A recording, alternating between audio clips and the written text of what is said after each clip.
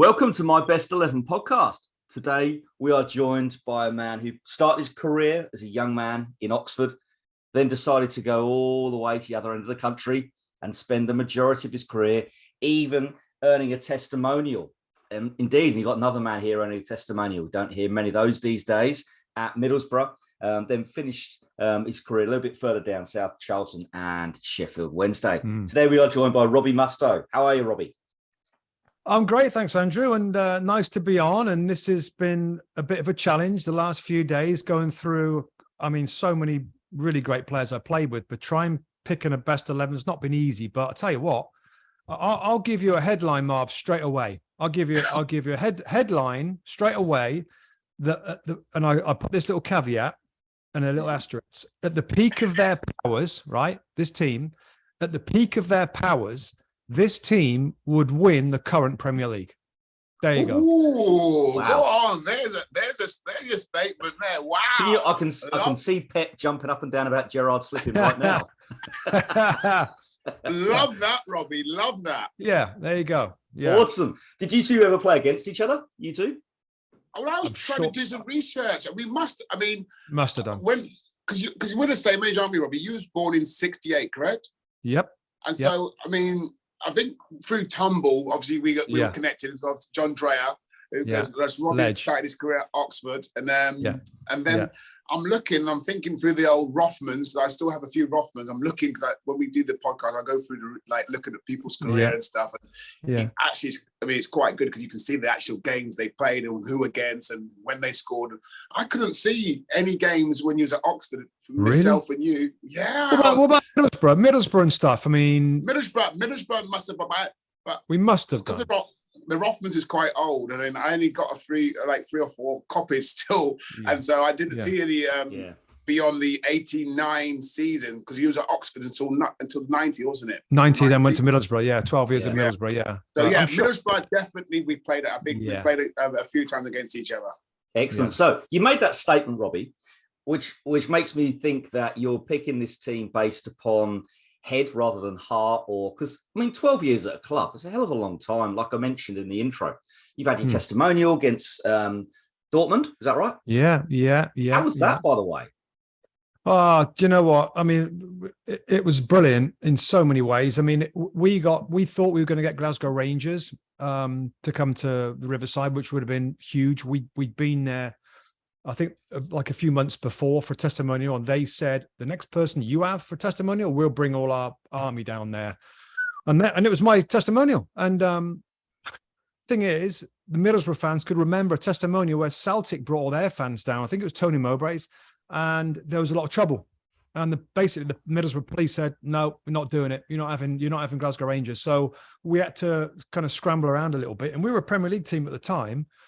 So it's not a point getting the big Premier League side. So we got Dortmund. I had to pay them so much money, and my committee, we had to pay them so much money to come over with all their travel and hotels and appearance fees and all that. We didn't make a ton of money out of it, but that's okay. It was a great opposition. It was a great game. We had I think 18,000 people there. And I still, do you know what? It's funny. Look on my desk, I've got here, right? And this is a great start as well. Hope you can see it okay. That's just floated my way, which is me coming out in my testimonial with my two little boys. Lewis went on, he wouldn't let him go, but that was it. That was the testimonial in 2000, 10 years at Middlesbrough. So and by the way, I haven't got that ready for this. It just randomly. No, that's great. That's awesome. I love it. It was great. It was great. And the fans were great to me. I think me and Middlesbrough were good for each other for a long period of time. And I have nothing, and I'm sure Marv's the same. I have nothing but great memories of my career. I have no regrets. I played nearly 600 games. My body's beat up, but that's okay. I'm so thankful that I haven't got, I'm sure we all know them, Marv, where people, I could have done this, and if it was this injury, and I did this, and I drank too much, or I'm so pleased I got none of that. I gave as good as I could, and I don't think I could do much more in my career. So no, brilliant. Testimony was amazing. Excellent. So we're going to go through your best 11 players you've ever set foot on a pitch with, and if you're listening on the walking the dog, on the tube, wherever you are, try and guess as Robbie gives us a few clues. We'll start off though with formation What have you gone for, Robbie, for your best 11 and why? So difficult. And my massive statement about being champions, it kind of gets better as we go ahead of the team, right? But anyway, I'll go with a 4-3-3. Let's do that. And let me just start off with another little caveat. During my time at Middlesbrough, we had so many star players come in. I'm not saying that they were brilliant in my time with them at say at Middlesbrough, but my goodness, in their pomp, at their best, they're amazing. So when you say the best players you played with, it's the bigger picture. The best players, like in their careers and what they did and when they're at their best, instead of players that Middlesbrough fans might listen to this and say, well, he wasn't very good for the Boro. You know, he wasn't very good. But this is just in my experience, working with them, training with them, playing with them, and knowing their overall career, these are some flipping fantastic players. Okay. Yeah. Excellent. Sorry, Andrew. Sorry, man. No. It's great. It's about you. Yeah. So we'll start off with, interestingly, the goalie. So I wonder how this is going to go. Talk about big names. Over to you. Yeah, do you want me to give you a little teaser? Yeah, give us a couple of clues. Yeah, give us a couple of clues for each one. All right. How about this for a start off as well then, by the way?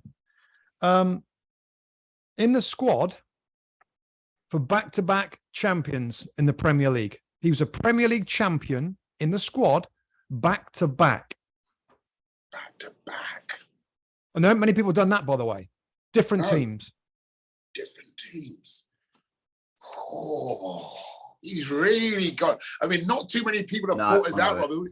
We've normally got. It's all good. Back end of his career. Back end of his career. Right. I mean, Andrew should get it. Yeah. He's from my neck of the woods. Mark Schwarzer. Yes. Mark Schwarzer. And by the way, he did it at Chelsea and Leicester. He went to Leicester. Oh, was he? Oh, yeah. Yeah, he didn't get a medal there. That's why, I had to say that in the squad and stuff. But no, I mean, Big Mark, by the way, what a flipping good goalkeeper. What presence off his line and command in the box, anything aerially, he was absolutely superb. Another little story I'll tell you about Mark Schwarzer. I mean, I got stories on everybody, by the way. I'm not sure how long we got for this podcast, but anyway. As long as you've got, Robbie. Honestly, when he first came to the club, Mark Schwarzer, and I hope he doesn't mind me saying this, and by the way, he's still a friend now, and I still keep in touch with him. He was terrible kicking the ball off the ground. He couldn't kick it. He couldn't kick the ball off the ground, like for goal kicks and stuff. He couldn't reach the halfway line. And he kind of scooped it a little bit. And everything else in his game was superb.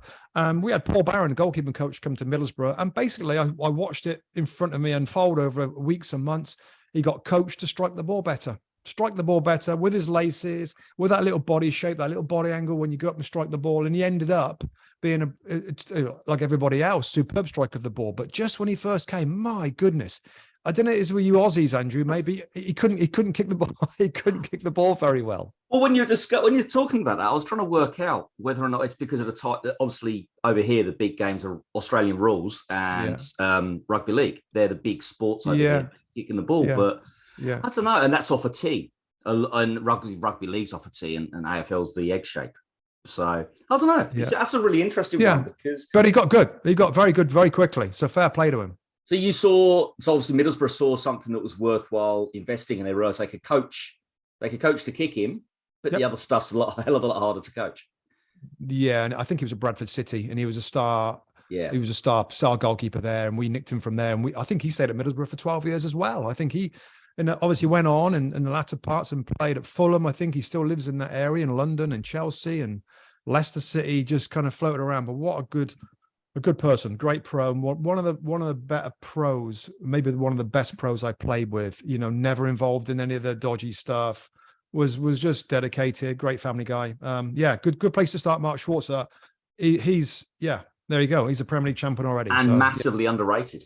And if you believe what didn't Wenger once say that he almost signed him, and I think Schwarzer said, "I wish I'd have gone," or somebody Fulham blocked it. I think it was when he was at Fulham. Yeah, I think so. I mean, and why not? I think I remember that quote as well from Wenger. Yeah, but no, he's top man, Mark Schwarzer. And the other little note I wrote down, just getting ready, he's the oldest player to play for Chelsea ever. I think at 41. 41. Wow. So he was going strong. He was going strong. Yes. Yeah. Awesome. So we've got goalie. We'll go to right back or left back, whichever one you want to, Robbie. Let's go with left back. And this guy, he came kind of late. You know, when I'm sort of thinking about left backs, I'm thinking of Jimmy Phillips, brilliant guy. Played with him at the Marvel Oxford United, Jimmy Phillips, left back. And then at Middlesbrough, Nate Phillips is his son, the Liverpool centre back. How about that? Yeah, how about that? Nate Phillips. But it isn't going to be Jimmy Phillips. There was a better player we had for a period of time that we couldn't keep him. He ended up signing for Liverpool as a left back. Brilliant at set pieces. German international. Marvin? I ain't got many more clues for you, so we haven't got but he was Andrew's bang on. I mean, 5:30 in the morning, and I'm on the money. I know you are. Oh, you think you got it? I didn't. Did you? I reckon it's Christian Ziege. Yeah, you got it right, mate. You got it right. Yeah, you're on fire. Yeah, Ziege. He again, talented player, left back. Did you play him at left back or left mid? Because I know for Liverpool we played both, didn't he? I think it was left back for us, Mark. Andrew, sorry, yeah, he was left back for us, and it was pretty apparent that he was real quality. Yeah. And Liverpool, you know, we couldn't stop him going to Liverpool. I remember the first day he came on the training ground. I remember him standing to the sideline with his agent, and we were excited to get Christian Ziege. I mean, again, we had good left backs at the club. Frank Quadro was there, maybe after actually Ziege. Just thinking about left backs I played with, but Jimmy Phillips was a good one. Did you play with Konchesky as well, down? I did, Paul Konchesky, at Charlton. Yeah, he's in consideration. Like, a really good player, great lad. What about David Langan at Oxford? Did you play with him? I did play with David Langan. More of a right back. God, that's a good shout. Oh. Yeah, good shout. What a flipping ledge. I mean, just a ledge, a tremendous guy. And I, with David Langan, it's one of them where he was one of my heroes, if you like, as a kid, watching Oxford United, through teenage years and stuff. And then I ended up being a teammate and playing with him. I think I played with him, didn't I? Did he move on right at the end there? I mean, I think you played with him. I think I had him down. I mean, when I was looking to do our research about himself, he was on the list, but I wasn't sure if he was right or left back. So I mean, Bob, the left back for them was Bobby McDonald. Bobby McDonald, that's right. Yes, yeah. He was at Coventry, wasn't he? For a while, wasn't he? Bobby McDonald. I don't know, but he gave me the biggest bollock in my nearly 20-year career as a young pro in the first team. I was playing left midfield in front of Bobby McDonald, and I didn't track my fullback at one point, and caught you on the outside of the pitch at the Manor Ground. I remember he absolutely tore shreds off me right in front of the fans there, and it's one of them things where you remember stuff like that, don't you? You remember the harsh lessons that you got, and people ask me what are some of those? Well, that from Bobby McDonald. I was like 18. Give me a break, Bob. For goodness sake, like he absolutely hammered me. I mean, I've ended up, we've spoken about this before, Robbie. I've ended up on a few of those myself from the great, Les Seeley. But I took it as a mark of respect, because even though I was similar to you, 18, he was treating me as a man. He wasn't like looking at me thinking, you're just a kid now playing in team. Listen, you're old enough and you're big enough, so I'm going to treat you like one, and I'm going to give you a bollocking like I would do, I did Steve Foster or anyone else like that. Well, not to go over old ground that we spoke about in the pod, but didn't you mention as well that Seeley said, I can't have these kids who don't know what they're doing because I need because I got a mortgage to pay. Yeah. He said that. I mean, I think that was at half time, at full time in Millwall. We lost to Millwall, and there's about 3 or 4 of us who had played. And he said, like, I've got a mortgage to pay for. I've got a wife. I mean, they've got to be better kids. They've got to be better than this. But again, I understood. And I mean, sometimes in this day and age, if that happened, Robbie, I think there'd be like people mortified that someone could say something like that. But again, it was very much old school back then. Yeah, it was. And like I said, it was something that I'll never forget. And surest thing, I never let a fullback go again. I always helped him out. And I didn't want that again. So it kind of worked. I think if it was the roles reversed, Marv, I still don't think I would have, I don't know, with a young pro, but I don't know. I mean, I don't, it helped me in my career. That's what I'm saying. But another very good left back. But I have to go with Christian Ziege in terms of quality. Played for Liverpool, German international, great free kick take. Scored so many goals from free kicks for us. He's definitely got to be my left back. Excellent. So you mentioned then about Oxford. Obviously, that was your first club. Just talk us through kind of. You mentioned you used to go to Oxford. Was that the club you always your heart was always in, and that's the one you always wanted to sign up for? How did that go kind of around the age of 13, 14, 15, 16 going into Well, that's great, mate, because I don't often sort of get to think back about it, but I used to go with my brother. Brother's 4 years older than me. He got his driving license. He had a little Fiesta van, and he used to take me up there to the Manor Ground to watch Oxford when I was probably 14, something like that. I remember, avoiding many fights outside the Manor Ground. There's a piece where the fans used to cross each other, get into to Beach Road. We used to go Beach Road side, and I just fell in love with the game. I'll tell you what it was like. I remember walking up the terraces at the Beach Road at the Manor Ground, right, and you get to the top, and because it's small ground, Oxford, you're kind of close. And I got at the top of the terraces again, like not high at all. And I remember seeing this beautiful green grass out there, these big guys pinging the ball to each other from one side of the pitch to the other side of the pitch. And I was like jaw flipping wide open. Look at the technique, the talent of these guys. And that's where it all started for me, where I was just fired up for football. I watched Oxford a lot then. I watched them, went to the final when they won the Milk Cup, as it was then. They beat QPR in the final, the Milk Cup. And it's funny because I was actually at college, so I was a little different. I went to normal high school, finished at 16, and I went to college for 2 years. Did a economics A-level and a computer science diploma whilst playing for Oxford United. So I got spotted by them, started playing in the youth team, and then before you know it, I'm sure Marv, it happens kind of quickly. I'm playing in the reserves, and all of a sudden they want to sign me on a professional contract. So I finished college and signed a pro contract. So from watching them with my brother to watching them go on great runs. And by the way, when I signed for Oxford United in '86, they were a first division team. My full debut for my first start, Manor Ground against Liverpool, who are the champions, English champions. And I haven't got it here, funny enough, but my prized possession is a photograph of me dribbling past Kenny Dalglish on my full debut. I mean, how does that happen? So Oxford United was brilliant, loved it. I'm still flipping devastated that the Manor Ground's gone.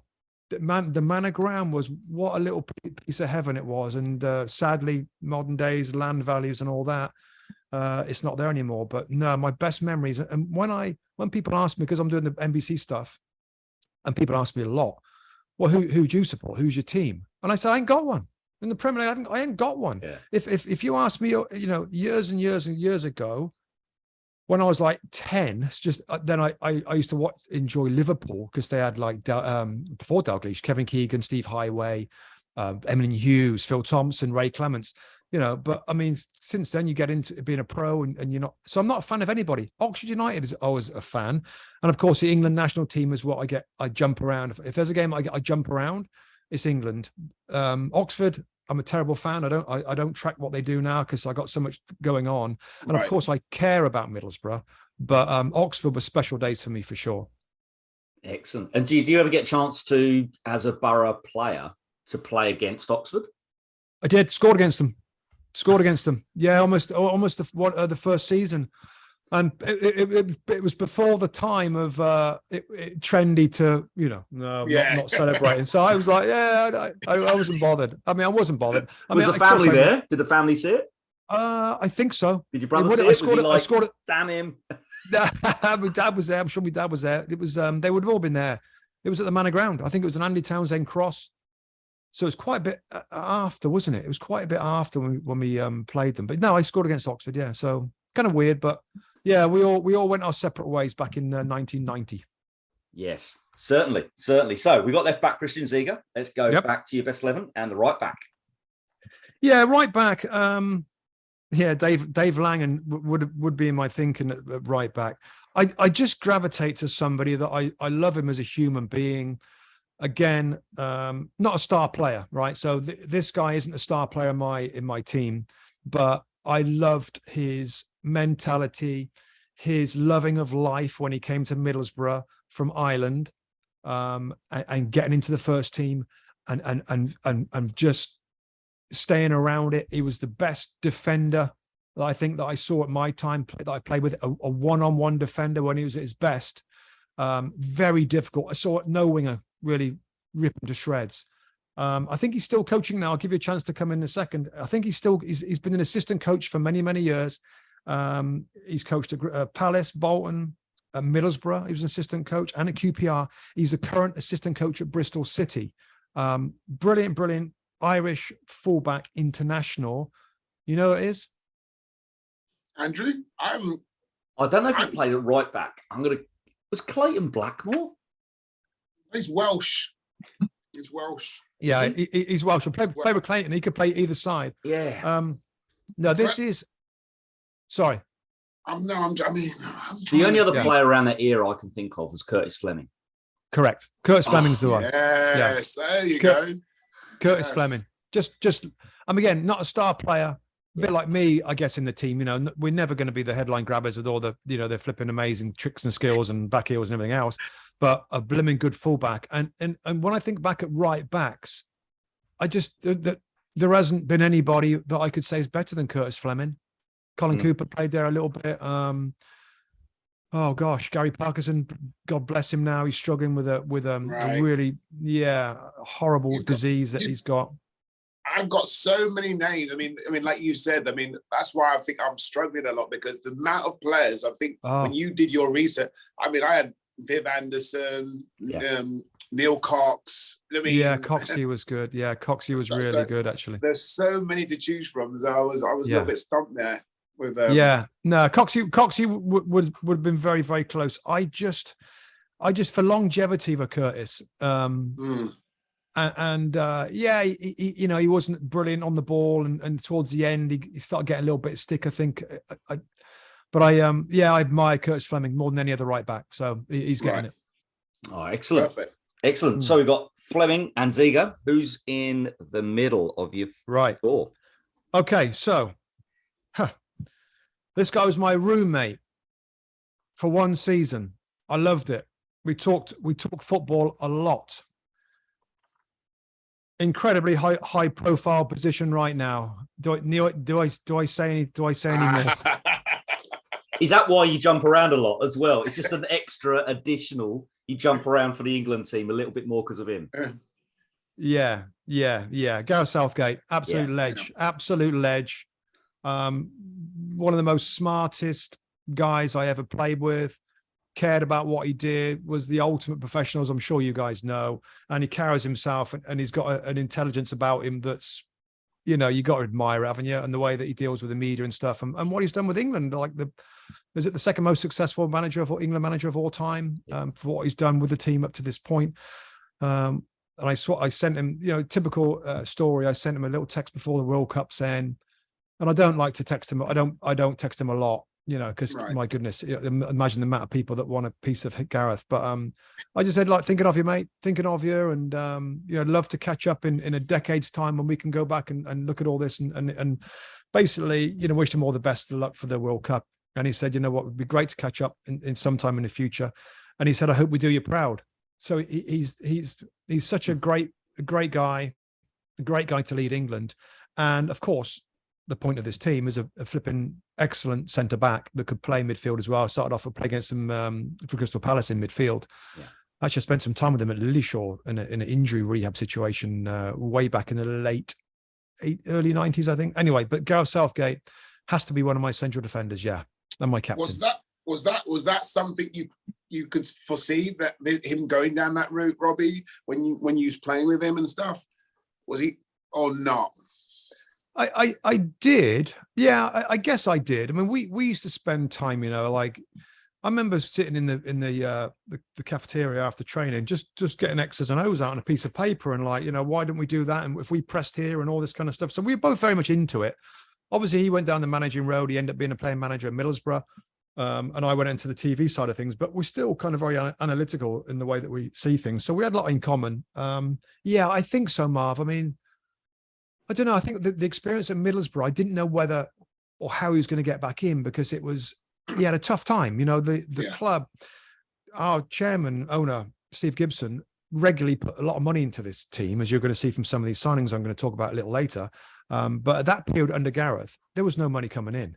And the rumors were that his company, the owner's company, wasn't doing so well. So less money gets funneled into the football club. And Gareth had to deal with very little. It's hard to keep the team up. And then after that, you just don't know whether he's going to get involved again. But of course, at England, the youth teams and stuff. And an appointment that was kind of out of the ordinary. He's not as though he'd done brilliant things in the Premier League to get that England job. He went down a different path. But what a great appointment it's been, and what a way to reunite the team, Marvin, to get them connected with the England fans again, the England fans to be loving the team again and wanting to support the team the way that they come across and everything. So, no, the smarts that he's got, he should always be in football, whether it's a coach, manager, director of football. We need him in the game because he's super smart, respectful, intelligent, and he gets things done. He cares about it, talented, and he cares about what he does. That's a good start, isn't it? Yeah, I think from the outside, as a England fan, and obviously being able to play the game professionally, it's probably the best all-round chemistry I've seen a group of England players have under him than it's ever been. Yeah, I feel. Yeah, like a club team atmosphere. The players have talked about it. I mean, I would have flipping run through a brick wall to play for England. I never got to in the senior team anyway. So I can't imagine what it's like in there, Mark. I don't know what it's like in there with players that turn up from Liverpool and Man United. Maybe it's awkward. I don't know, but he found a way to get them all on the same page, didn't he? So that's it's well done. Yeah, no, definitely. So next to Southgate, who have we got, Robbie? Interesting. So I'm going to chuck in a few honourable mentions at this point. Centre backs that I played with, admired, loved. Steve Vickers was a good pal of mine, room partner for many, many seasons, a reliable defender at Middlesbrough for a long period of time. And I'm going to chuck a bit of a blast from the past. Back in my Oxford days, again, these honourable mentions to a couple of centre backs that I reckon must have been at the time the toughest, hardest centre backs in the game. Malcolm Shotton and Gary Briggs. Which one? I mean, I'm not sure. Briggsy, one of them had muscles growing out of his, like in his. Briggs. Well, they both did. But Briggsy probably. But they both did. I used to take bloody Gary Briggs to training as an 18-year-old. I had a beat up little Fiat Panda that could hardly make it to the training ground because I had no money. Because the players told me as soon as you can, you got to buy an apartment, buy a little flat, which I did, and I had no money. And Briggsy got done drink driving, so I had to pick him up every morning, take him to training, and literally, and I promise you, the car used to stop on this major because it overheat. And I had to get out the car and push the car with Briggsy in it at a roundabout on the outskirts of Oxford nearly every bloody morning. So I don't know. I guess I got him to training just about, but Briggsy was the hardest man in the world. At a time where Oxford we had Tommy Caton, God rest his soul. We had Billy Whitehurst, Briggsy, Shotton. It was the toughest. I mean, wow, I just stayed out of the way and didn't upset these players. But Briggsy and Shotton were good as well, by the way. They're effective. Strikers didn't want to play against those two. So I got to give those two honourable mentions. And the last honourable mention, centre-backs, again, a guy that I absolutely adored, was my captain, one of the best captains I ever had, Tony Mowbray. Tony Mowbray, coaching now, manager now, has been many, many clubs. He went back to Middlesbrough as manager. He was a old school, head everything, not super technical, but what a good natural defender Mogger was, Tony Mowbray. So he, honourable mention. But anyway, I've got to get to who I've picked. And this guy's a character as well, personality. Blimmin' heck. What can I hit you with as a teaser? He's been a Premier League manager since. Cool. Maybe was a very, very strong reason why Leicester won the Premier League, because he was manager there just before it happened. Oh, okay. Yeah. Is Curtis working with him right now? Is he correct, still at Bristol City. Yeah. Bristol City. I think it's Nigel Pearson. Yes. Nigel Pearson, quirky guy, and we covered him for NBC as Premier League manager. God blimey. He used to give us some real crazy press conferences, and I think he had a bit of a difficult time in his own personal life a little bit. But again, what a player. Nigel Pearson. I mean, again, I played with a lot of good centre backs, and Nigel Pearson, for a guy that's not like he's not 6'2" or 6'3" or a big guy. He used to win everything in the air. Massive heart, was such a reliable, dependable defender for us. Big, tremendous captain for us as well. I've literally laughed, cried, and bled with that guy. All of them with Nigel Pearson through some great times, some cup final losses, some promotions, some relegations. Big Nigel is just, I don't know, just a brilliant leader, person, and of course a great centre back as well for our club. So yeah, he gets this slot alongside Gareth Southgate as my two centre backs.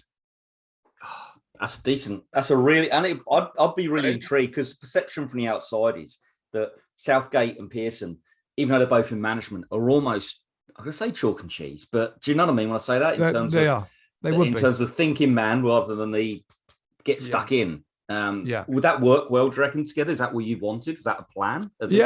Well, a little bit. I mean, Nigel wins every ball. Not that there's a lot of balls now that come airily from goalkeepers, everything else. The game's kind of changed now. It's kind of rare, isn't it? It was like, wow, he just kicked a long ball out of his hands or something. We don't see it anymore. But Nigel's brilliant at that. And of course, Gareth would clean anything up. Gareth could come out with the ball, could ping it. I mean, Gareth could hit it with both feet. He's one of them lucky players. He can switch it with his left to the right back. He can do the same thing on the other side. Very two-footed. But I think as a combination, Nigel Pearson and Gareth Southgate, you got Curtis Fleming's defense. We ain't conceded many goals. You got quality Ziege on the left-hand side with Gareth coming out with the ball. Things get a little more interesting when we go into midfield and the attack. But I think the big Schwartz and that back four is not bad. Not bad. Oh, excellent. I'm just going to, before we go for a quick break, I'm just going to ask you about what I'd imagine most Middlesbrough fans, obviously being a Luton fan, I can't put myself in that situation. Middlesbrough fans would say the best season of the 90s for yourselves. The double final. And I know the second one didn't end that well for you personally, as well as obviously as a team. What was that like, I mean, to have both? And did you go into the second one having learned a lot from the first one? Andrew, how long we got? I mean, it's a separate podcast, isn't it? It's literally a separate podcast. That season, 1997, wasn't it? Is just like it's. I remember when we were in it, we're thinking this is incredible. This, like, for us fighting, we signed all these fancy players, and some of them made my team. We were brilliant in cup competitions. We were terrible in the league, and we had the whole thing with the 3 points deducted. We didn't send a team to Blackburn Rovers when we could have sent a team, but our chief exec and the club said, you know what, we can't field a team. We're okay not showing up. Anyway, we weren't okay. The 3 points we got deducted. Later in the season, in the relegation area, we were assured that we're going to get them back. We had to hire this big QC to win the 3 points back on appeal. That was lost. And we ended up going down by 2 points, right? And we had 3 points deducted. So I won't accept that on my record as a relegation, because on the field of play, we did enough to stay up. A decision that was out of our hands. We got deducted 3 points. We went down by 2. What an incredible, got relegated at Leeds United, Ellen Road. I remember it now. I remember sitting on the pitch. I remember looking over at Juninho, head in his hands, crying. So that's probably the worst. That was probably the worst day of my career. Leeds United relegated from that 97 season. And by the way, going into that game, guys, we played like Saturday, Tuesday, Thursday, Sunday, Wednesday, Saturday. Because we had so many games to make up. Because you're in the cup every finals. Time. We're in the cup and we had replays. Back then it was 2 legs. A lot of it was second legs. A lot of it was 2 legs. Quarterfinals, semi-finals. I think it would be Liverpool. I mean, it was an incredible season, and to play in a League Cup final, I'm not sure what Amar feels about it, but for me, it was a dream, an absolute dream. And also on the back for us was Middlesbrough. We want to make history for the club. They'd never won a major competition, and the League Cup final was probably the most powerful moment, just because it's the first time you walk out Old Wembley now from the edge of the pit. You know, it's just amazing with the fans. You know, your family up to the right-hand side. And it was a hard-fought game. We were 1-0 up with about 2 minutes left. And Emil Heskey, I think it was, bundled the ball over the line to send it to replay. We lost the replay. But that was, to play in a cup final, Wembley Cup final, it was incredible. And maybe, I don't know whether that helped the second one. Andrew, you talk about the FA Cup final, which probably is the dream. I mean, that's what I did dream with my brother and my father when we used to watch the full game FA Cup final as a kid and go out halftime in the front yard and knock a ball around. To walk out in that was probably the most special moment. But the game goes down as my best and maybe my worst day as well, because FA Cup final, to walk out in that is incredible. You know, it's like a Super Bowl, I tell American fans here. But then my cartilage in my knee, really, was it 35 minutes, wasn't it? Something like that. I know Ravenelli went off with a hamstring injury, and I went off soon after that. And then, of course, the game went well. As the game when blimmin' Di Matteo scored in the first few seconds. Yeah, that was the 37. I look at Ben Roberts trying to, I'm like, God, you should be able to save that, you blimmin'. But anyway, so the injury was a nightmare. The game was a nightmare. The evening flipping function, which all clubs organise a function in case you win it. I remember sat there in pain all night with my flipping knee killing me. Also, they still do the function even if you lose. Yeah, it's not great. Well, it's not a great function, but they've in the hotel. They've got a ballroom. There's a band. Everybody's there. The players there. The wives there. The families there. It's FA Cup final. I mean, it's the biggest. So everybody was there. I remember my kids were there. Super young kids were there. I think my parents were there helping with one of my kids in the room. I mean, amazing memories, and I've no regrets from it. I would say the way we went into the final was pretty shambolic. Just real quick on that, because you in your question you asking me about, did it help the second game? Yes, but mostly no. It was still huge. The season had finished. We've been relegated. Circumstances were very different. Who's going to stay in the championship and who's going to go? Talk about Juninho going, and Ravenelli. There was talk about him going. So Neil Cox, going back to Coxey, had done an interview with a tabloid, and of course they did what they do, and they held back the story until the morning of the cup final. It's Neil Cox saying that Ravenelli and a few others shouldn't play in the final because they don't want to be here after relegation. And Ravenelli reads it in the hotel in the morning. We're getting ready with our Armani suits and all the gear to go to an FA Cup final. We have our team photograph. Everybody's excited and nervous and anxious, and you've got Ravenelli trying to fight Neil Cox on the back row, trying to get to each other, given the story. So I mean, that's not a great vibe going into cup final. I remember we had a comedian on the bus going to Wembley, which seemed awkward to me, trying to make everybody relax and telling jokes and stuff like that.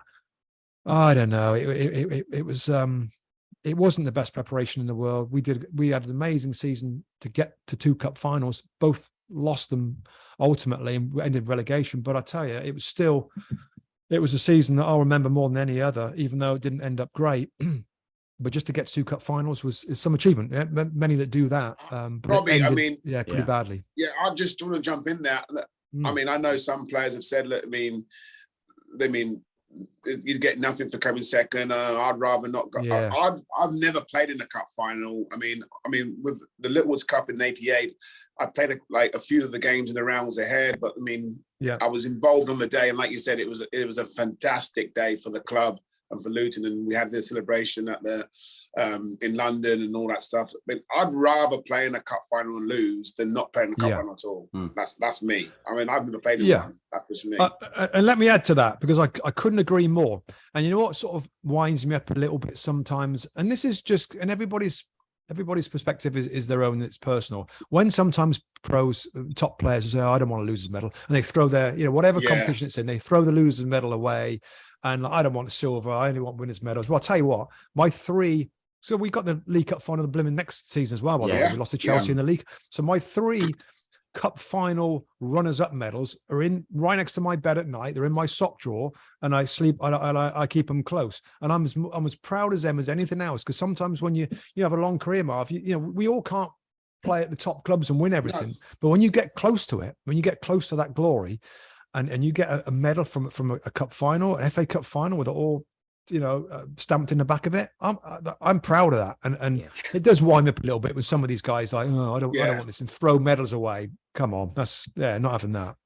Yeah, no, fair enough. Oh, thanks for that. And can I just quickly ask, Ravenelli, you mentioned just then, do you think, and you don't have to answer this, you don't want to, do you think he was actually injured, or do you think after the whole Coxey thing, thinking he was going to get relegated, coming off?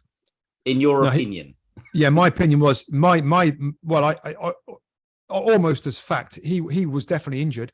The interesting thing is he probably shouldn't have played, Andrew. Right. He probably shouldn't have played. So he was carrying so going in. Yeah. He was carrying it, and there was a thought, should he play? Of course we need him. He wants to play himself to be in a showpiece event. He's looking to leave the club. Yeah. So he definitely he wanted to play. But he probably wasn't right. So when he came off, it's like, well, he wasn't ready. I mean, the amount of things that weren't, best practice through the whole cup final day and stuff is a lot. So I think fair enough. Yeah. Yes. Great. So what we're going to do now is we're going to pause for a break. And then when we come back, we'll hear the 3 midfielders and the 3 forwards. It's going to be good fitting 6 players in to that team of Robbie Mustoe's best 11. So if you want to go grab a drink or whatever, feel free. Yeah, I got a drink here. Let me just go through my 3 players here. Marv, 60 seconds? Yeah, 60 seconds when we come back, Robbie. It's all just right. like Yep. quick fire questions. You just answer whatever comes into your head first. All right. What, just like one answer thing, one word things? Yeah, like I say, for example, VAR or no VAR, and then you just that sort of thing. You good? Yep. Yeah. I'm good. Yep. All right. Welcome back to the second part of Robbie Mustoe's My Best 11. So far, we have Mark Schwarzer, Curtis Fleming, Christian Ziege, Gareth Southgate, and Nigel Pearson. Before we go into the midfield, I'm going to hand over to Marv for Marv's 60 seconds. Okay, Robbie. Golden goal or penalty shootout? Penalty shootout. Pele or Maradona? Pele. Best ground you played at?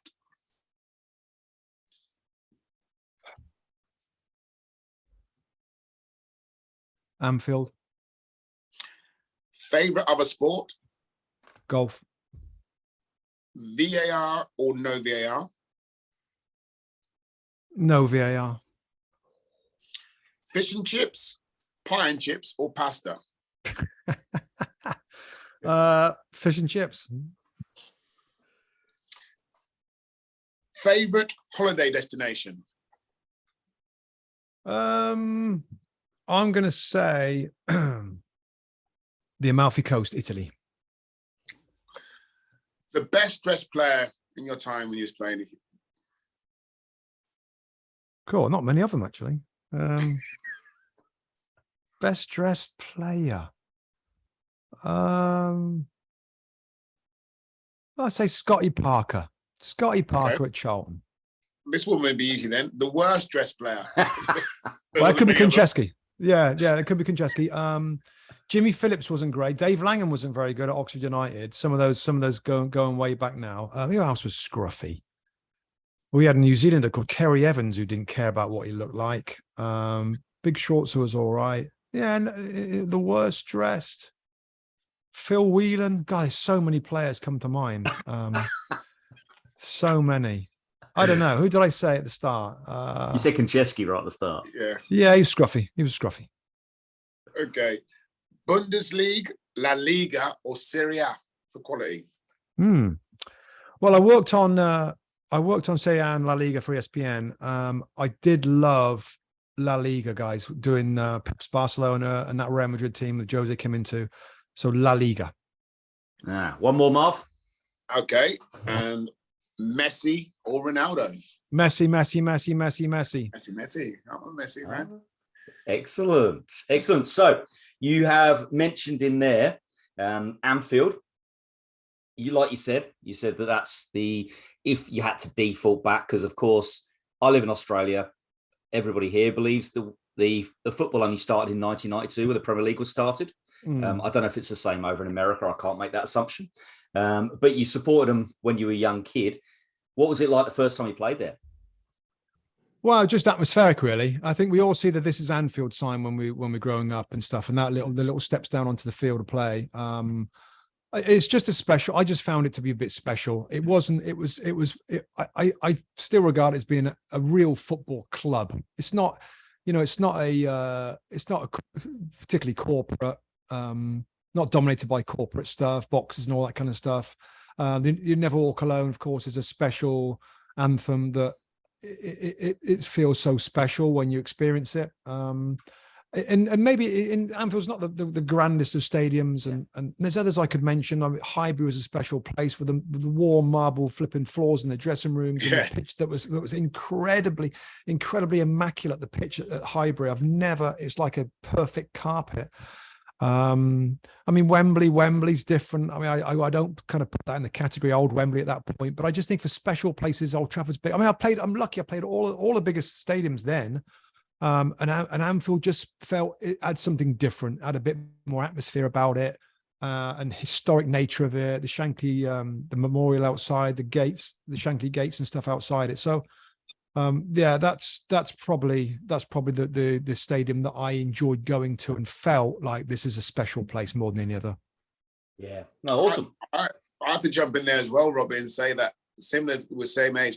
I mean, Luton, same old First Division, English Premier League. Now we had a good field, but when I went to Anfield that year, it's the first time when I've walked out onto a field where I thought the grass was literally pristine and just cut. It was so much better than the surface. It was like a carpet, like you just said about Highbury. That is the first thing. I mean, apart from anything else, the crowd, Never Walk Alone, but the surface, what we played on, I was like, wow. And your touch, and it affected your touch.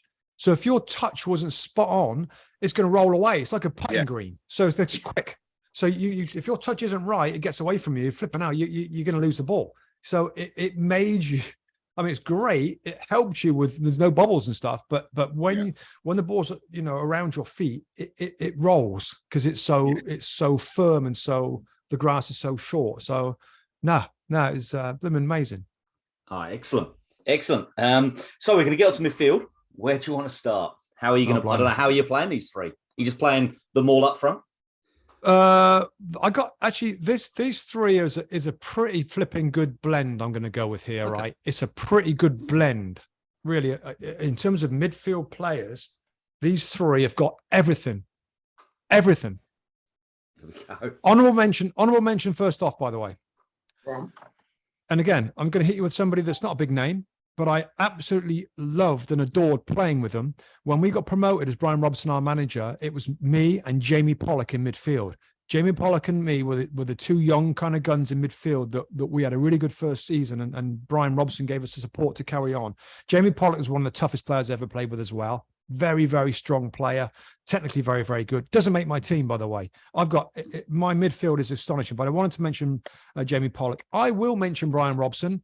I mean, I'm not going to put him in because he played so few times for us at Middlesbrough. He was a player manager. And I suppose with some of the other stuff I'm going to mention, of course he could be in there, given what he was like as a player. But maybe, I didn't play enough for this to feel like best that you've played with in terms of times I played with him. So I've got to mention Brian Robson. Can I just pause you there? You talk about Brian Robson.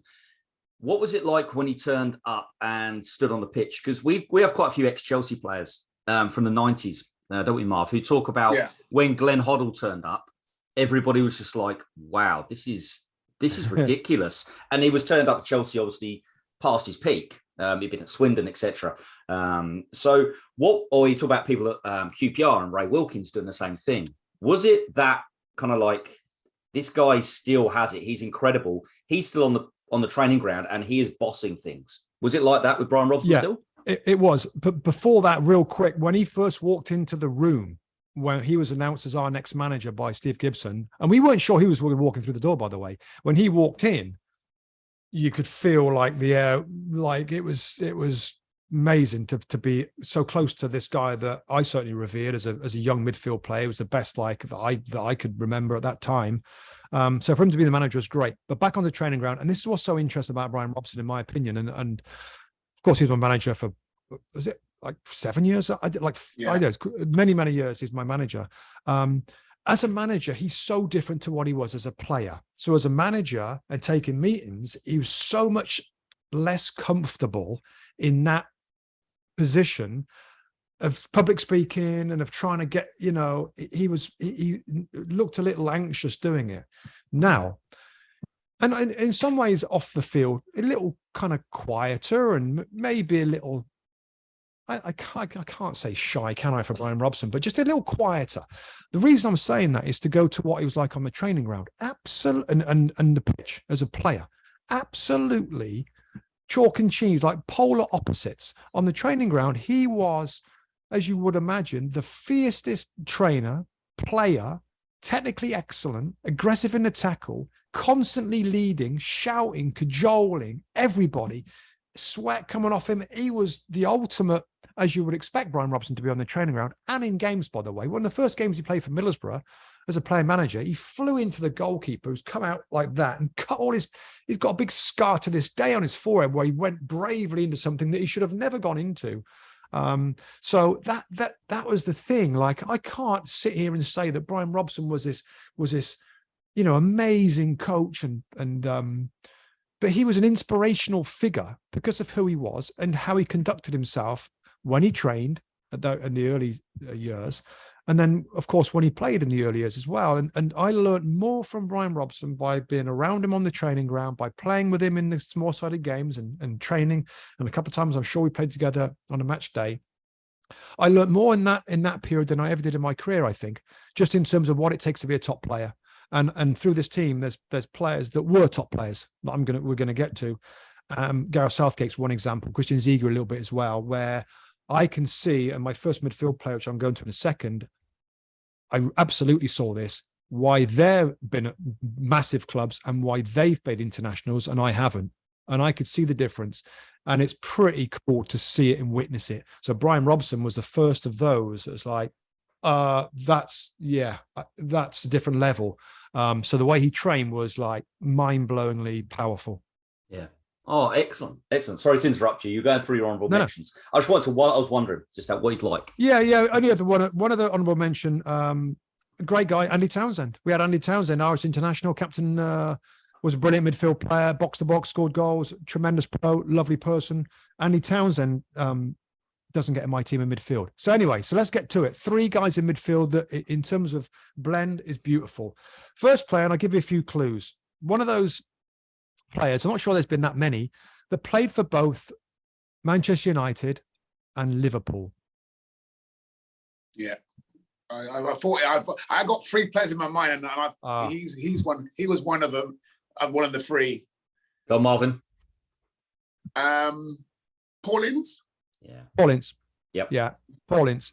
Now, if I'm being brutally honest again, first off, love Ince. Loved him. First came into the club and we give him a little bit of stick about, you're not the governor here, because he was the governor, wasn't he? And we all had to call him the governor in previous clubs. So we had a bit of a joke with him at that. And he was a brilliant guy, Paul Ince, there's a bit of a front to him. He's got this kind of large personality and a bravado that I didn't mind it. Some people got a bit wound up with it. Maybe, I don't know. I just thought when you got talking to him, and I did a lot on the bus, talking everything football, very smart guy. But more importantly, on the training ground again, and in some of our matches, he probably wasn't at his best in his career. This goes back to my first statement about their pomp. This team's pretty amazing because he's kind of a little bit older. That's why some of these came to Middlesbrough Football Club.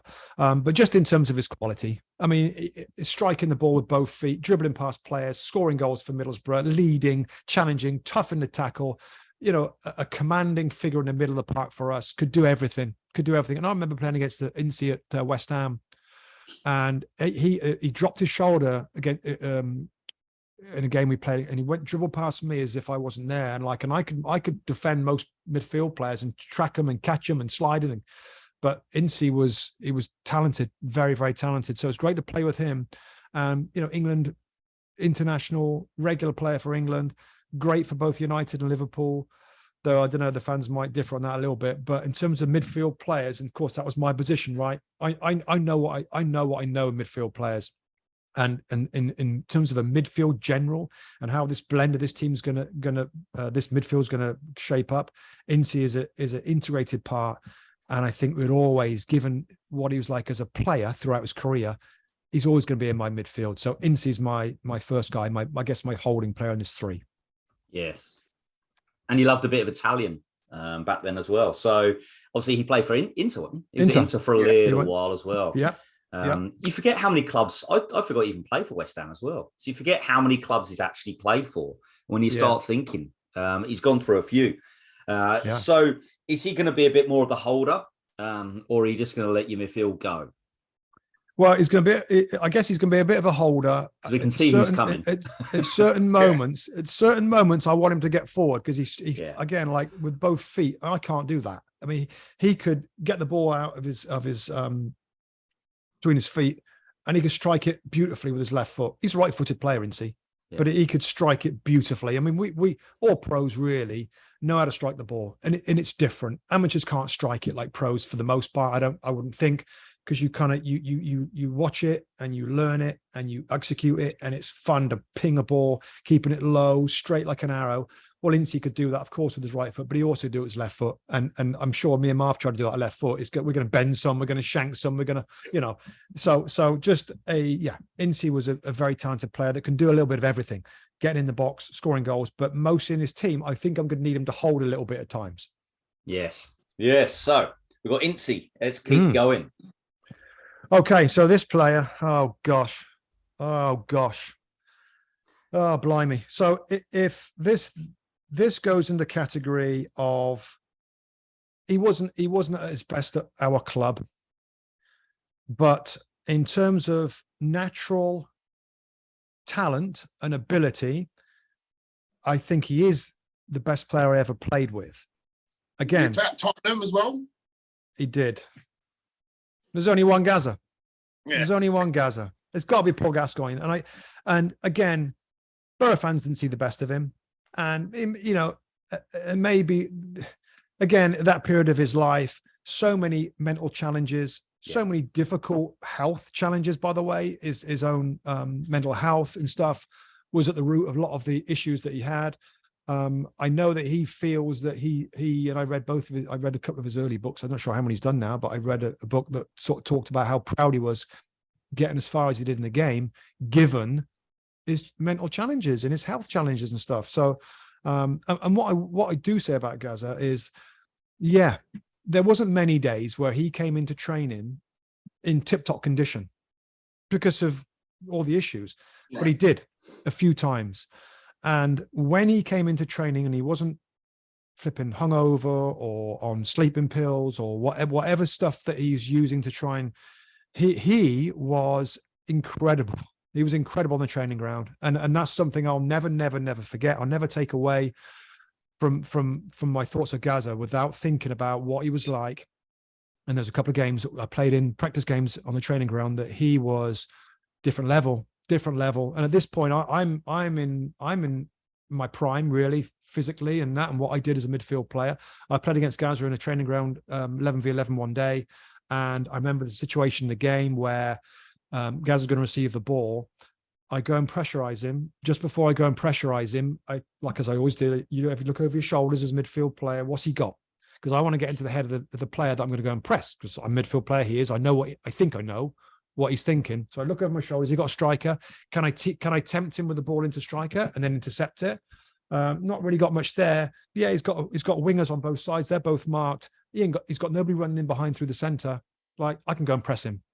So I go and press him, and he makes a bit of space for himself.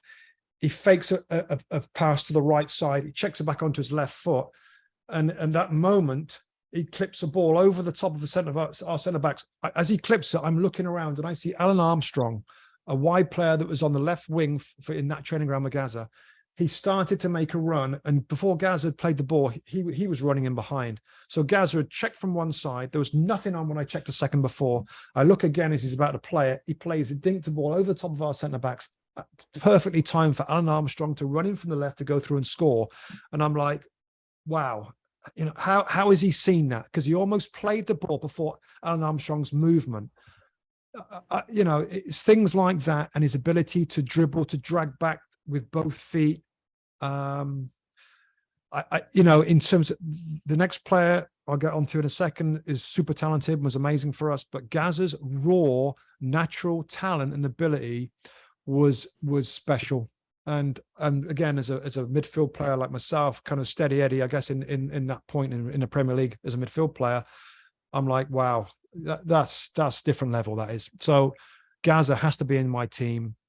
I mean, other things that he did for me, he did so much for me in my testimonial year in terms of getting me stuff for my auction, for getting stuff for my sportsman's, for my auction at my dinner. he was obsessed with helping me out. In one summer before the year kind of got kicked off, he used to phone me every few minutes, like when his head was on it. So it'd be an afternoon where he's phoning me every 2 or 3 minutes for a couple of hours. Robbie, I just spoke to Michael Owen. He's going to get you a signed Liverpool number 7 shirt. You know, great. I'm going to get some others on it. That's great. I said, oh, guys, brilliant. Thank you so much. Again, Beckham's going to sign a number 7. We're going to try and get the other famous number 7s on that shirt as well. But his wife, she won't sign it. Thank you. I've got a shirt coming from Lazio. I've got all this stuff. I mean, he gave me his putter with the England squad. They get a golf club, you know, they get a free set of golf clubs. He donated his putter. He donated these one-arm bandits, you know, these like machines, these fruit machines, they call it, in the slot machines, I guess the Americans would call them.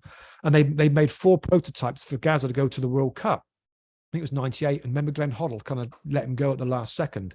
So the prototypes were never going to go into production, but they were like, if you get the 3 7s up, you know, there's pictures of Gaz on there, tears coming out of his eyes, and he starts crying, and all this fun stuff in these slot machines that weren't ever going to get made. He donated 2 of them so I could auction in my dinner. So there's so much that he did for me, and he did for everybody. I mean, he did pick up a newspaper, and he did contact somebody that wants their daughter or son to go to America for an operation that can't afford to do it. He did those things, you know, and they never got publicized so much.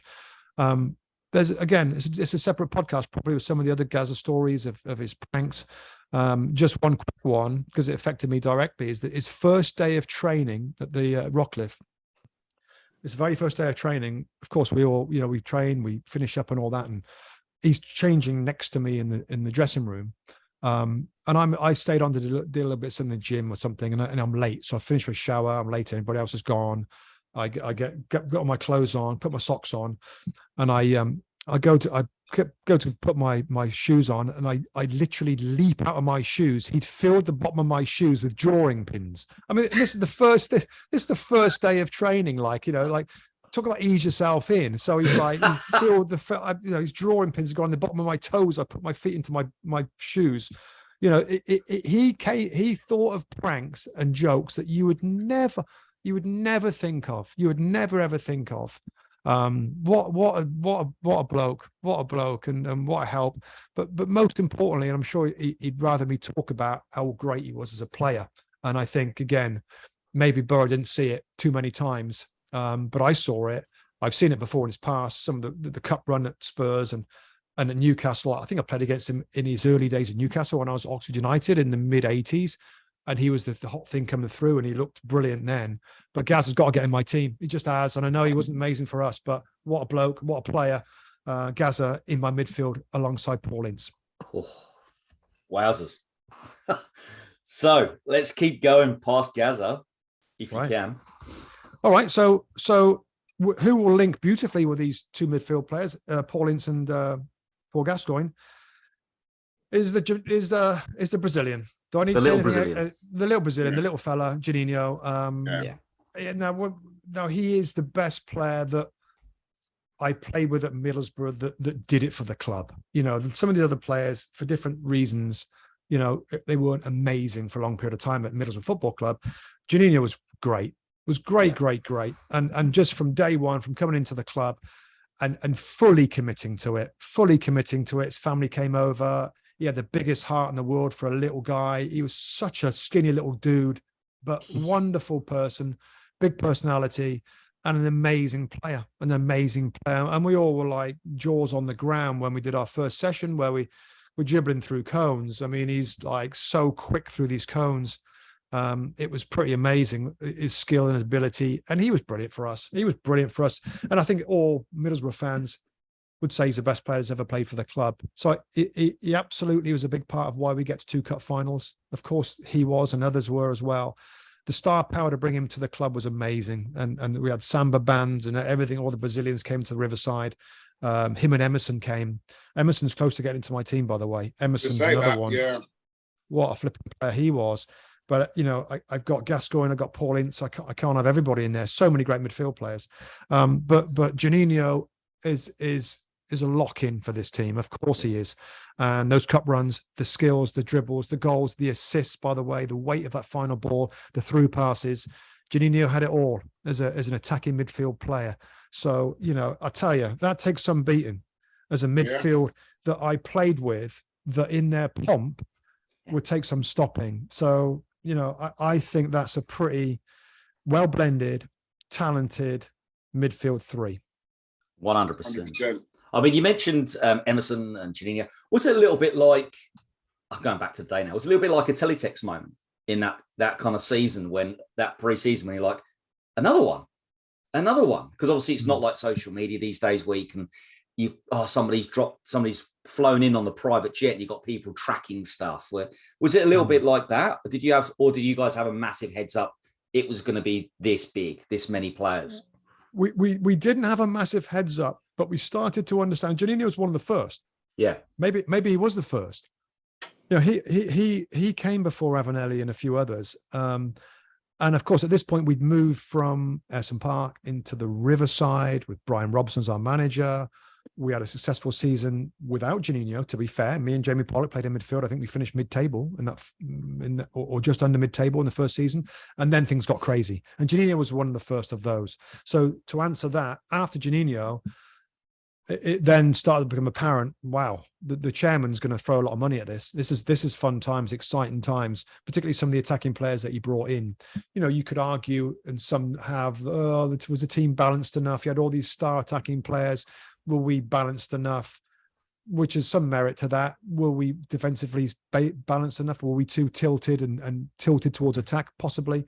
But no, it was an exciting time. And for me, I had to adapt my game. I had to adjust my game a little bit, because this is before Incy. You've got Emerson, you've got Juninho, a couple of others that might get a mention. Say Craig Hignett, that doesn't get a mention, but it's a really good player. I was thinking, well, I used to get forward and score goals for Middlesbrough at the early days. These are better than me at doing that, so I need to adapt here a little bit. So I ain't going to stay part of this. So I use my energy that way, an engine, to be the guy to run around and get the ball, to win and to win tackles, and to be that side of it, to feed it to Juninho, to give it these star players, to make things happen. And that's an important part of my evolution, I suppose, as a midfield player, and why I was able to stay with this team and this club that were trying to do great things, is I had to adjust my game. And I guess I figured out what was needed for the team, and I was prepared to do that. And it was appreciated by the manager, Brian Robson, who played me, a lot of the time. The fans appreciated what I did as well. And it just made sense, didn't it? It just made sense for me to turn into that player, instead of thinking I'm going to get ahead of some of these attacking players, Emerson and Juninho in particular, that come to the club. Yeah. That's smart of you to think like that, though, Robbie. That's credit to you, because, some of our players could think, well, you know what? They're signing Juninho, they're signing Emerson.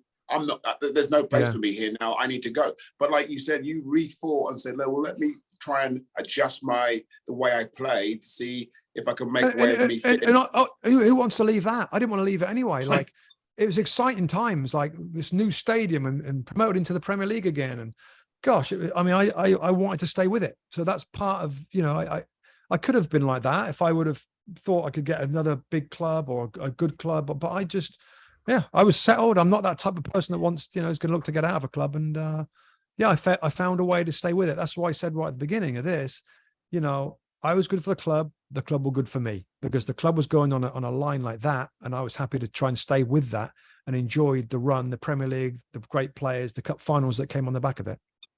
Yeah. Excellent. So we got three midfielders.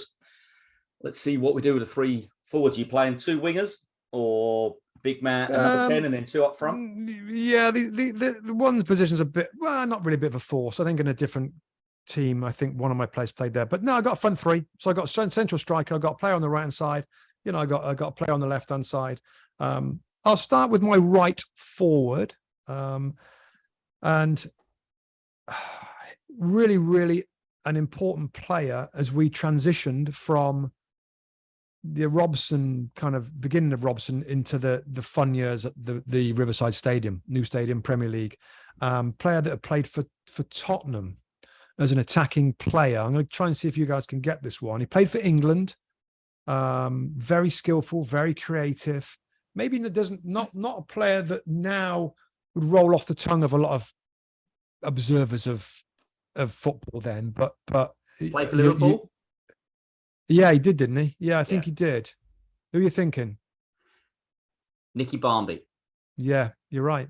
Yeah, you're right. Nick Barmby. He is such an underrated player. Yeah, such an underrated player. That time, I mean, I remember him more so at Liverpool than at Boro, but you're right. Yeah, sensational player. Sensational player, and great attitude.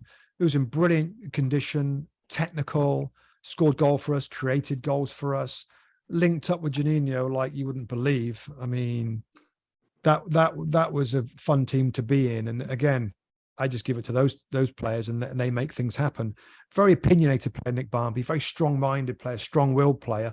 But I think of all the attacking players in trying to make up a great team, you know, Craig Hignett was a similar player to Nick Barmby, and Higgy gets a mention because he was a similar type of player with really good passing range and creativity from Craig Hignett, you know, and he kind of was in out the team a little bit, I remember, in the Premier League. But I mean, it's tough to get in with so many star players there. But Nick Barmby, he gets in my team on the right hand side of a front three because of his quality. So I enjoyed playing with Nick Barmby. Great guy, great family. So yeah, Nick Barmby on the right. He always came across as very, very quiet. I'm surprised he's opinionated. You come across to me as, I don't know about you, Marv, as a really quiet. No, that's the one thing what surprised me when you said that as well, Robbie. I mean, he looked like one of those players who just went about doing his own thing and not really saying too much. So yeah, it's interesting that you say that. I think you can be quiet and opinionated.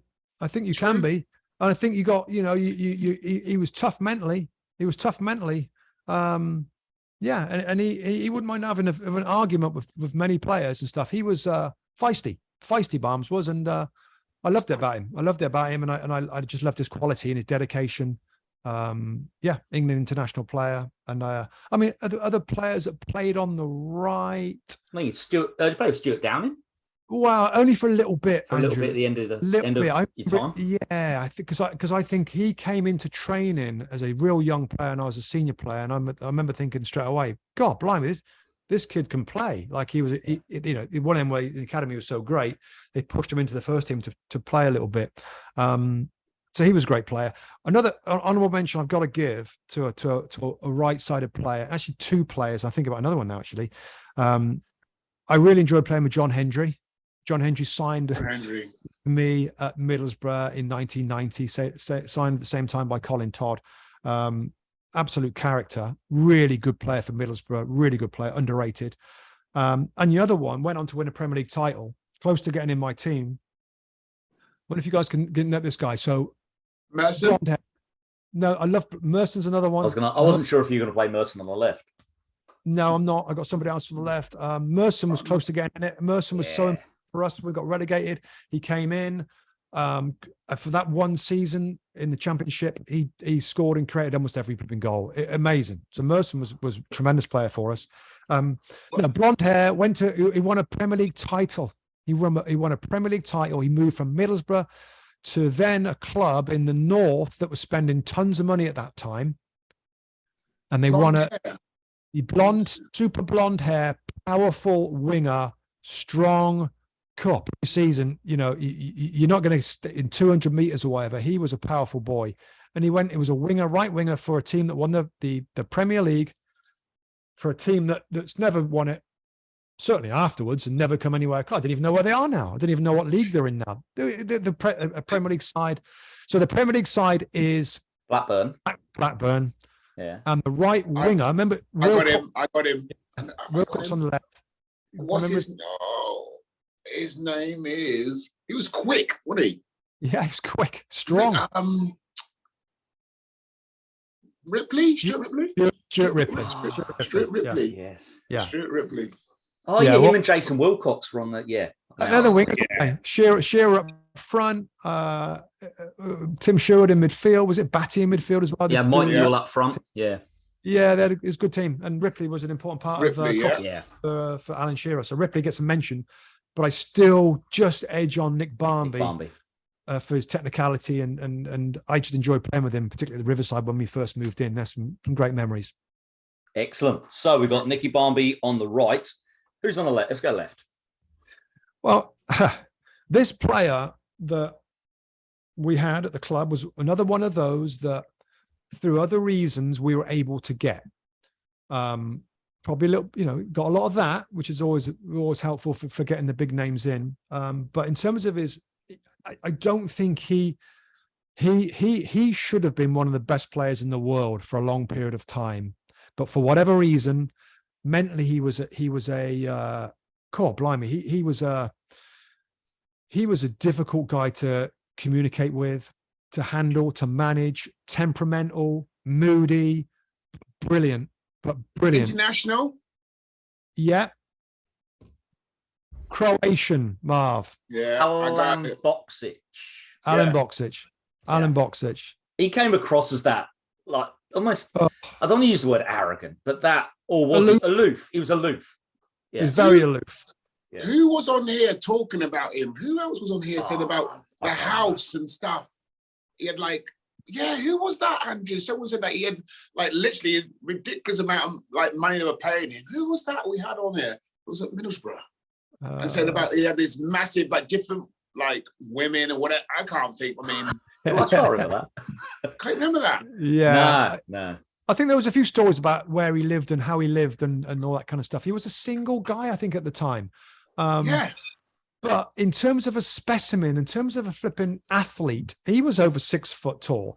He was quick as anything. He had power. He had a brilliant physique. He had lovely touch. He scored some great goals, little dinked-in goals and bent goals into the top corner. And we're training with this guy, and I'm like, you sort of imagine a thoroughbred racehorse to be. He was flip. I'm like, what is he doing here with us? What is he doing here with us, Alan Boksic? Because he was that rounded as a player. Right. But I guess, sorry, did he smoke as well? Did he smoke?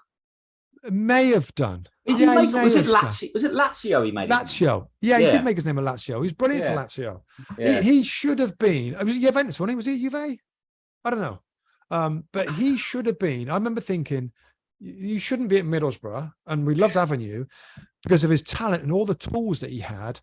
God, what an incredible forward that we saw flashes of that. But again, just too much going on. And that maybe is a reason why he wasn't at flipping Real Madrid or Barcelona winning titles, because he didn't have the mentality, the mental strength maybe to do that consistently. But in terms of a footballer, and I keep going back to my initial statement, and you got to remember where I'm coming from here in Middlesbrough, and saying at the peak of their powers. So at the best of this team, I'm saying they could win a Premier League title, because we didn't see it from many of these players. I've already gone over that and said that a few times. But again, he really does fit into that category of, if we saw him at his best, and maybe not even at Middlesbrough, but at other clubs, he was a phenomenal footballer that I always mention, when I talk about the players I played with and all these players that came in, God, the Mersons and there's so many. Boksic gets a mention as being one of the best because of what he looked like in training in some of the games.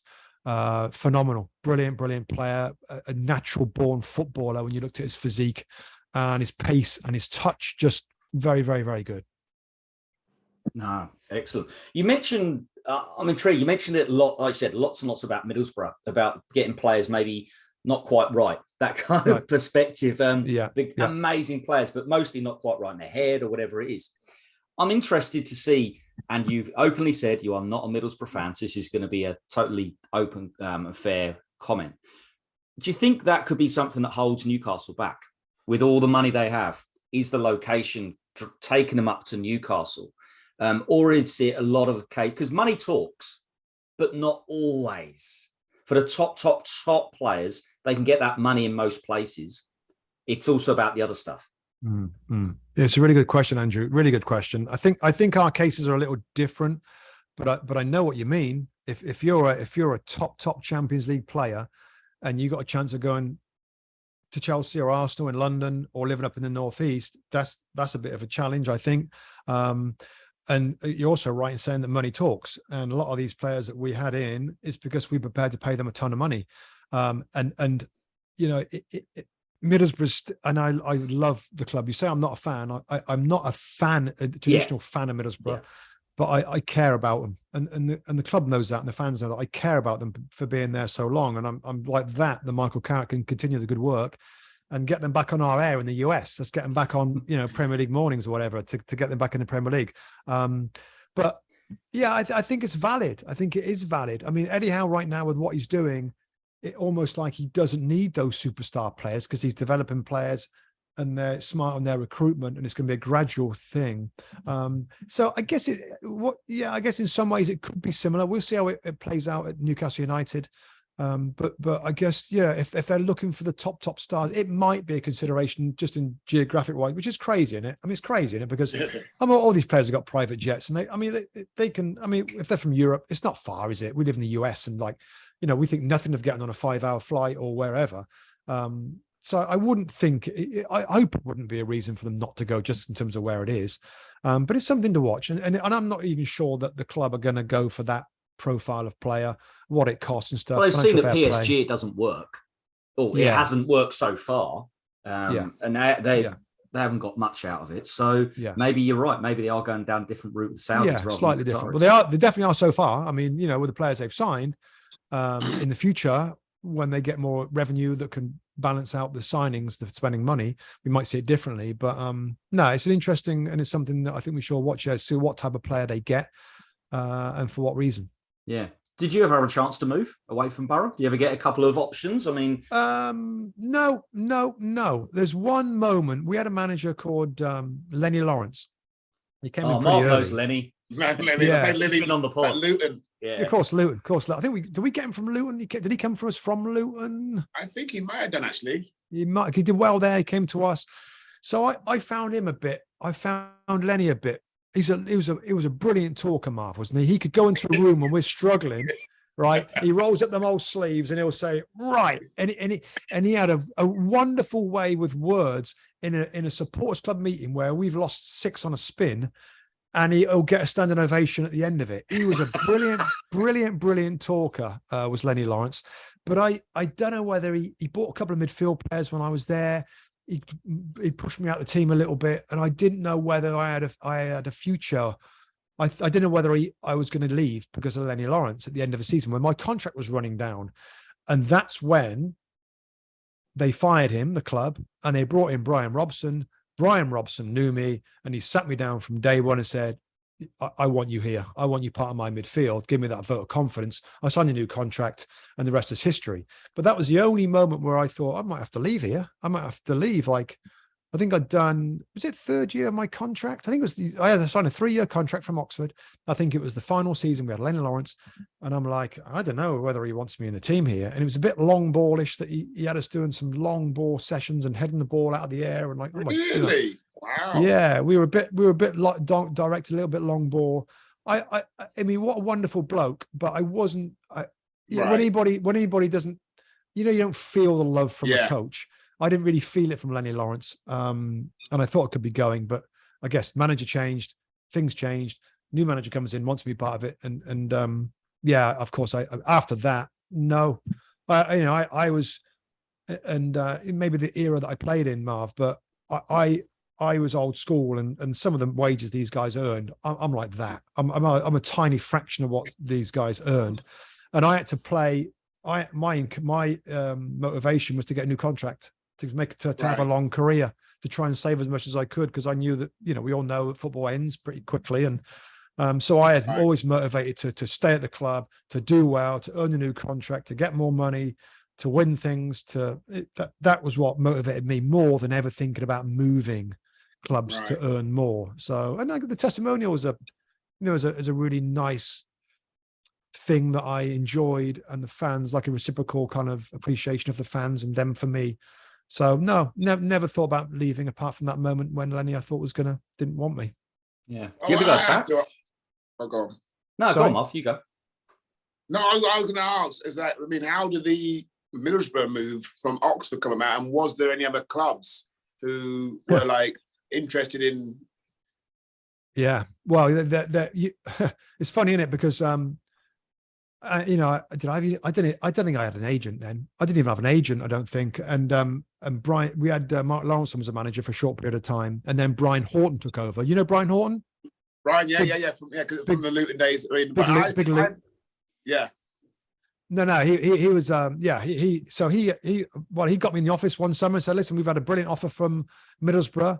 It's an offer that we need the money. Like, you're free to go and speak to them. Now I go up to Middlesbrough and I meet Colin Todd and we sign and stuff. And then David Nish, the assistant manager, then when I first got up to the club, said, "Oh, there was a few sniffing around you," which I had. The only one I had, I think West Bromwich Albion were interested in me at that time, and I did hear that Neil Webb had spoke to Brian Clough, and Nottingham Forest watched me a few times at Oxford, and they were interested at some point. I don't know whether that went into the making an offer. I don't know. Of course, if they don't make an offer the club want, they ain't going to tell me, are they? They're not going to say, "Robbie, you could have gone to these clubs," but they're just going to tell me the club that made the offer that they agreed to. So when Nishi said that, I'm like, "Oh, is there other club?" I don't know. I mean, I knew that you agreed a fee, and then of course we agreed a contract, and that was it. So that's the only time. I think there was talk about Leicester City coming in for me at some point in my Middlesbrough career when my contract was getting a bit near the end, and there was talk about it was Martin O'Neill. I think I spoke to his assistant. Which I'm not meant to do, by the way, but it happens. The old tap up stuff. So I did speak briefly to them. That was one phone call. But no, I was totally happy where I was. Awesome, excellent. So we got one player left to fit into this 11. Well, do I have to say? Who's the striker that I'm going to want in my team? That fired us to 3 cup finals or 2 cup finals because he left us. Was a temperamental, was a pain in the backside, used to put his shirt over his head, used to Fabrizio Ravenelli has to be my striker, guys. And I know, again, he was a Champions League winner when he came to us at Juventus. So again, like if I'm looking at a front line of Alan Boxic, Ravenelli and Nick Barmby with Juninho, Gascoigne and Ince behind, that's a pretty phenomenal kind of attacking lineup. But Ravenelli, difficult guy to get close to, brought a professionalism to the club that I'd never seen before. And I appreciated it, Marv. I was one of those. I was quite a good pro myself, really. I was a good pro. I had to be a good pro, really, to keep on top of my game, my fitness and all that. And I wanted to learn. I studied the game and studied midfield play, and I studied a lot. And so I loved it. Others didn't so much and didn't like his abrasiveness and his comments. And he'd go off and play for the Italian national team and, of course, do interviews with the media in Italy.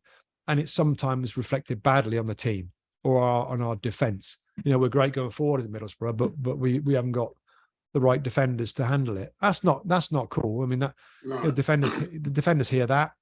It's just not good look. And there was always a little bit of, in the squad was a little, I mean, again, I don't care what he says about me because I just want to win. I want to play well. And if you're good, I'm okay with, I was different. I could handle that kind of stuff. But a few others were a bit upset with it, but I'd rather focus on what he was like as a trainer.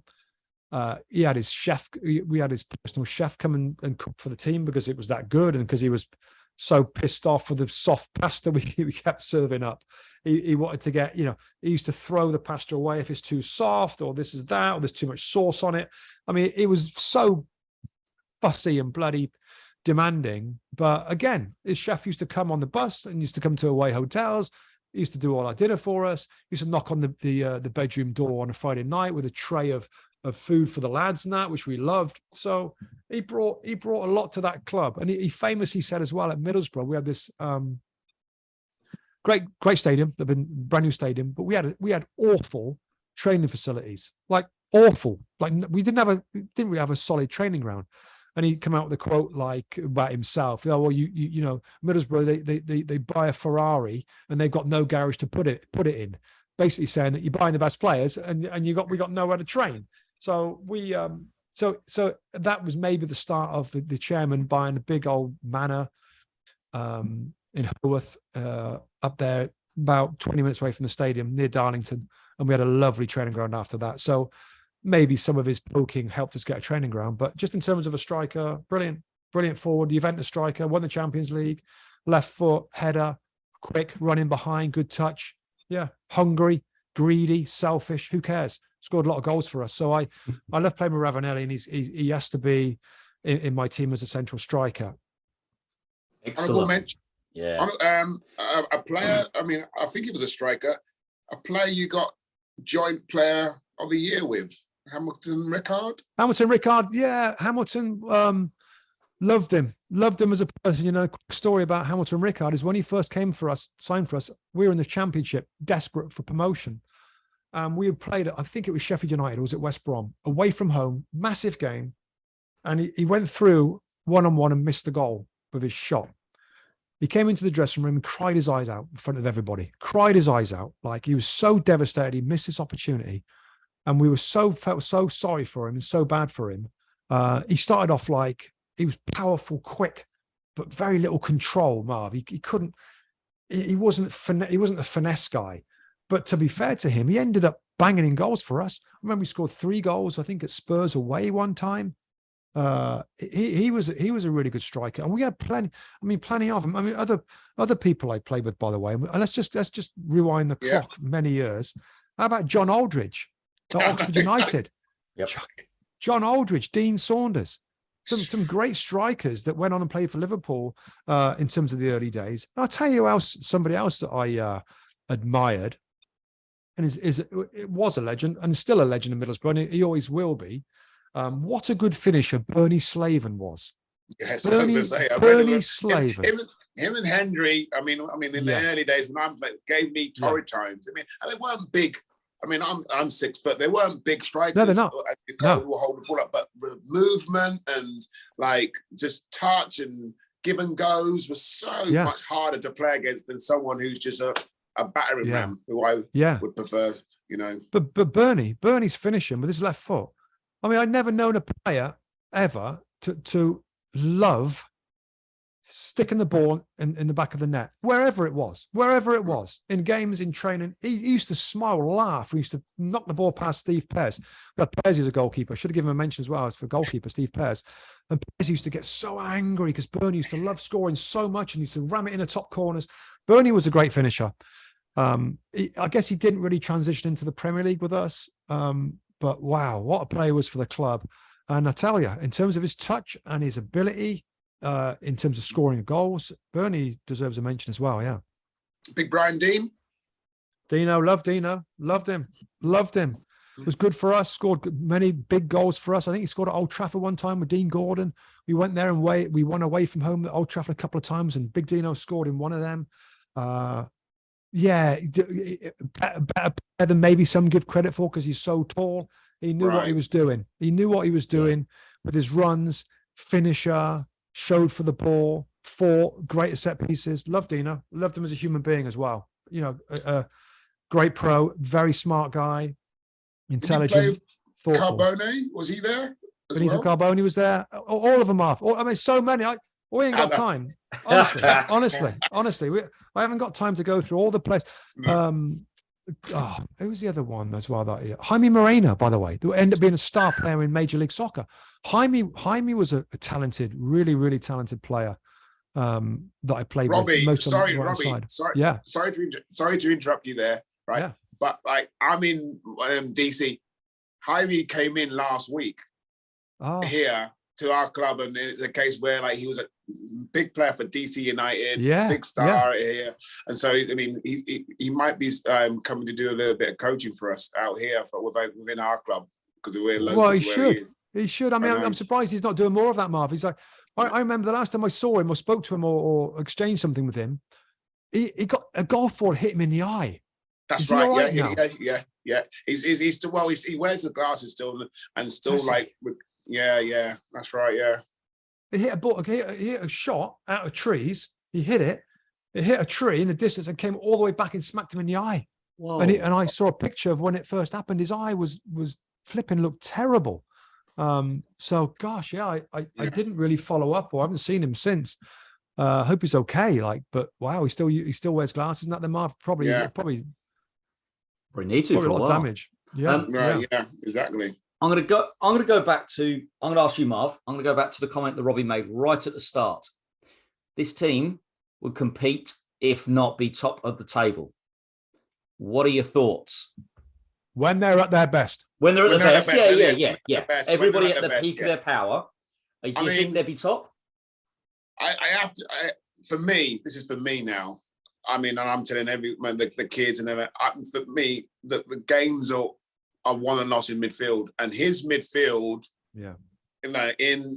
Juninho, I mean, they dominate most midfields in the Premiership, in my opinion. That's how I perceive the game to be won and lost. It's the midfield. The midfielders for me. I know strikers get paid a lot of money for putting in the back of the net, but they need to get fed by someone, and that's your midfield. And so for me, I agree that team, especially with that midfield, would probably overrun most, if not every midfield in the Premier League, in my opinion. At the height, you're right. At the height of the Excellent. Yeah.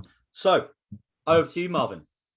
Okay, Robbie. So which manager then is it going to lead this 11 which you've selected? Which again, yes. So, well, again, it's a story in itself, really. And if I'm being honest with you, and I've said this before, I don't think over my 18-year career that I had a lot of great managers. I don't think that the coaching in that 18 years or that period, if you like, I don't think I learned a ton from my coaches. I can't remember sitting down and going through video of what I was doing right and what I wasn't doing right. I had to learn most of it on my own, by the way, by watching training or in games. Like, why have I getting closed down when he's got the ball? He's got time and space. Well, I got to drop off the ball and play from behind. I didn't get a ton of great coaching. So I can't sit here and say I had a ton of great managers. I think they were all right. Even people like McLaren at the back end. Steve McLaren was. Yeah, I worked with him. Because he was kind of still around now. Yeah. So what he was great at, and me and him go back way back. You played with him as well, didn't you? Yeah, Oxford United. Yeah. Oxford, we go way back. What Steve McLaren was great at was his sessions, his training. So the intensity, the organisation of his sessions. He had Steve Round with him. Steve Round now is an assistant at Arsenal. He's with Mikel Arteta. I see him on the sideline all the time. Between Roundy and Steve McLaren, the sessions at that time in Middlesbrough were brilliant. The possession and the different drills and but I still didn't get a real great sense of 11v11 smarts that I did with somebody I'm going to give to you in a second. I was a sort of player that I loved a manager that had a plan. You tell me what to do. I want to know what he's got to do. I want to be on the same page as him. I want to know what we're trying to do. I want to know all this stuff. I like a big plan. And if it means that we've got to move you around literally for tactical purposes on a training ground, I'm all in. And we had one manager that did that. And I don't know whether you're going to get this guy, because he came to us in a very difficult moment in our season. And without raising his voice once, and with literally, when the ball's there, you're going to stand there. And when he moves there, you're going to go there. And if you play wing back, I want you to go there. When it's over there, I want you to cover. I played as a right wing back at times for this guy. And with his coaching expertise, he coached us out of relegation, literally where we'd almost thrown the towel in, or we're at our wits' end to figure out what we had to do to start winning games. He came in, took over the coaching, didn't help. He took over the coaching and coached us out of trouble, and remained in the Premier League for many seasons after that. Do you know who I'm talking about? Andrew, I'm struggling. Yeah, because it was a short appointment. We wanted him for, obviously, at the end of the season, guys, when we stayed up. He gets a round of applause. I'm gonna throw a guess in. I don't know if it was Terry Venables. Boom. Terry Venables. Of course. Terry Venables. Terry Venables came in when we were bottom of the league. And with the greatest respect, the names you've mentioned of managers, Brian Robson was an amazing player, but he never made it as an amazing manager. But Venables, if you're talking about leagues, he's another level to all the ones I've mentioned, Steve McLaren, Lenny Lawrence, etc. Yeah. I mean, Terry Venables, England manager, did very well with the England national team. And I keep going back to my headline at the start of this. You get Venables coaching that team, and I think good stuff's going to happen. But just, from Lenny Lawrence to Colin Todd to Brian Horton to Alan Kirbishley was a really good manager at Charlton. Like working with Alan Kirbishley. Chris Turner at Sheffield Wednesday, not so much. But I mean, in terms of who we had at Middlesbrough, Venables just showed me as a senior player then. I think I was around my 30s then, because sadly at the end of that season, like the fans kind of, well, hang on a minute, kind of the same squad. I think Venables added one player. Robson couldn't get as much out of the squad as Venables did. So Brian Robson left the club after that. So it may be part of sacrificing himself a little bit, risking Venables coming in to do a great job, and that he might not stay on. That's what happened. I'll always mention Brian Robson in terms of my great managers because of how great a person he was and still is now. And the memories. Interviewed him. Yeah, and the memories and the way that he trained and played. And just the motivation for him being my manager, I would run through a brick wall for Brian Robson. But I when you say the best, I do like a technical coach that's going to do things that, like, wow, there's nothing lucky about this. Like, this is a plan. And when you see it come together, and to be fair to Venables, he didn't play me so much in the middle of midfield. I think we had Paul Ocon, Australian captain. We had Paul Ince, and we had Christian Karambou. There's another one, former Real Madrid player, Christian Karambou. So that was a midfield that he liked, that blend. He didn't want to have two. He didn't want to have me in there alongside Ince. He wanted a passer in Icon, in Paul Ocon. He wanted a destroyer, I guess, in Ince, and he wanted a goal threat in Karambou. So that's the midfield that he kind of mostly went with. And I played wing back a little bit. I didn't play so much, but I still enjoyed it, and I still respected what Venables did for us. What a great coach, and another great person as well. Yeah, awesome. And the final question, Robbie. I mean, for me, I get to see you like regularly because I live here in the US as well, and I see it just for the teams, Middlesbrough, Oxford, and the teams, Sheffield Wednesday, Charlton. What are you doing now with regards, obviously, your career? Well, yeah, I mean, I got lucky. I knew somebody when I moved to the US that worked for ESPN. So I did an audition for them, and I started doing game commentaries, and I started doing studio shows for ESPN here in the US. I said earlier that I worked on La Liga. So I quickly I love the co-commentary and studio shows. And I worked on the World Cup in South Africa, 2010. I went to Poland and Ukraine. So sad, the Ukraine. I've been and checked out the next stadium that's now, I think, bombed or whatever, that whole region. So that was Euros in 2012. I did the Champions League final at Wembley when Barcelona beat Man United. I did the Munich game where Chelsea won at Munich. So I had a really amazing time at ESPN. And then in 2013, NBC won the rights to the Premier League, and they looked around at the other. They call it talent in the US, the talent that do the TV stuff. They looked around and wanted me, Robbie and Carl Martino and Rebecca Lowe to be the studio set up for the new coverage of the Premier League. And it took me a while to get out of my contract at ESPN. They didn't really want me to leave, but I begged them, and I kept, I many times to try and allow me this opportunity.